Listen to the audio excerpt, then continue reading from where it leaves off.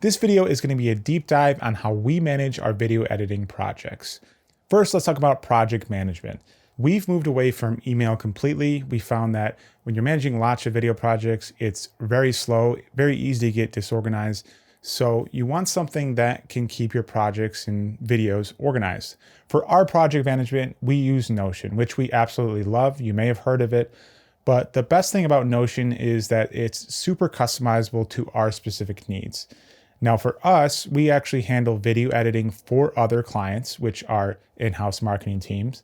So we set up pages or client portals for each one of those clients where they can go in, they can submit a video editing request, track the progress of it, communicate with us through feedback or anything that we need, and then access all the videos that have been completed.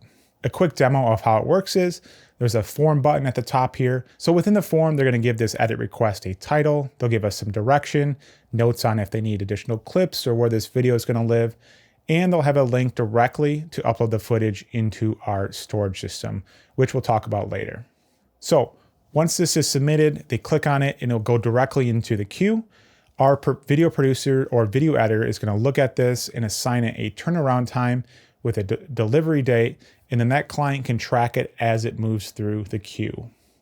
Now, if we ever need something additional from that client, the great thing about Notion is that you can comment on these cards. So we'll tag that client, ask them to send us a screen share, for example, and then they can just upload it directly to that card.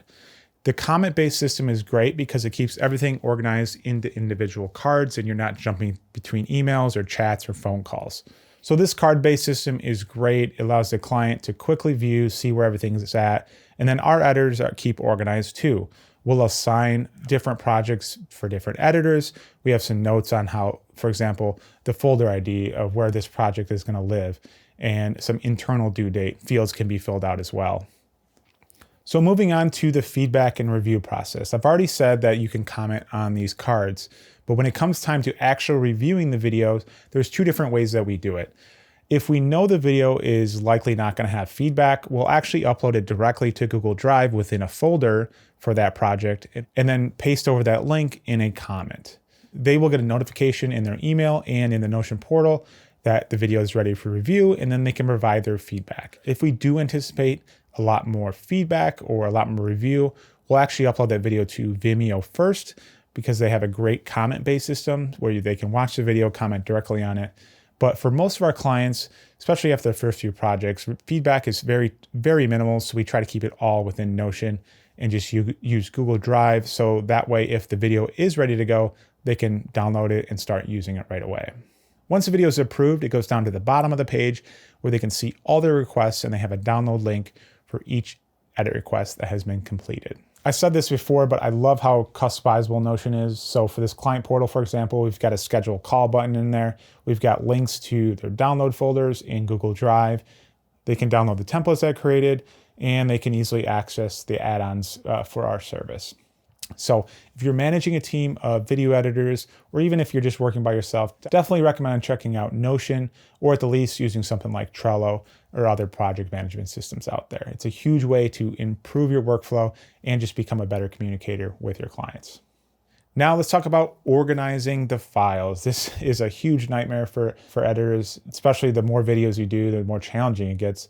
But to simplify it, basically what we've come up with is you have two different types of storage. You have your long-term storage, which should usually be a NAS, so a network attached storage, or a collection of large hard drives if you don't have the budget for a NAS.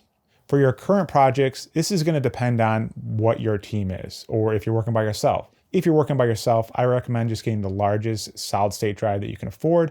4 terabytes is usually great. I think they even make them up to 8 terabytes now, but you want a solid state just because it's significantly faster than hard drives. If you've got a team that's all within the same office, you actually can work directly off network attached storage. I personally haven't done this, but there's tons of videos out there that show you how to do that. So look into that if you're a team within the same office. Now, for most other people, you're going to have a remote team. And this is where the problems come in, where you're sending files, you're having them download files off Google Drive. And what happens is you get all these copies of different projects. It takes time to download those, and then you're missing files, you have to relink them, and it's just a huge nightmare. So we dealt with that for the last 2 years.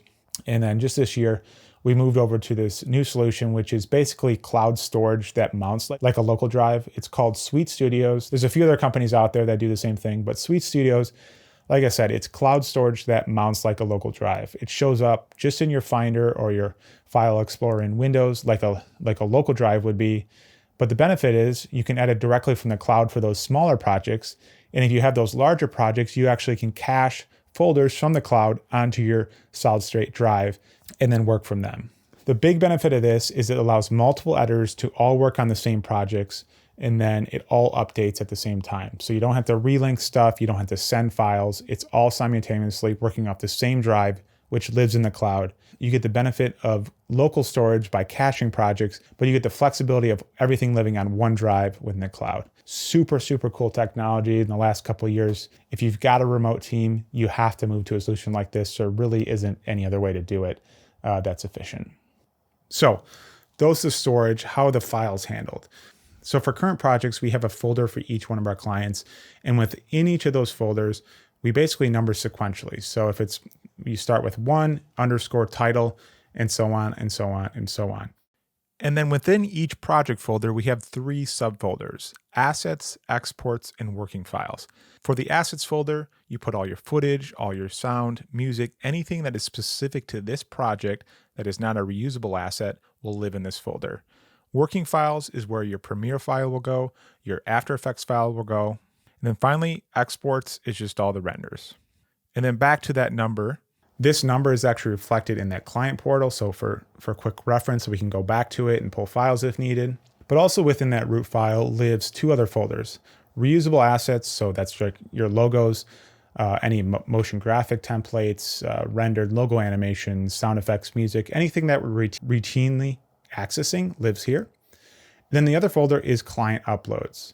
Now, the great thing about Suite Studios is within that edit request form, there's a link where they directly can drop the footage into these drives, and we can immediately begin working on it.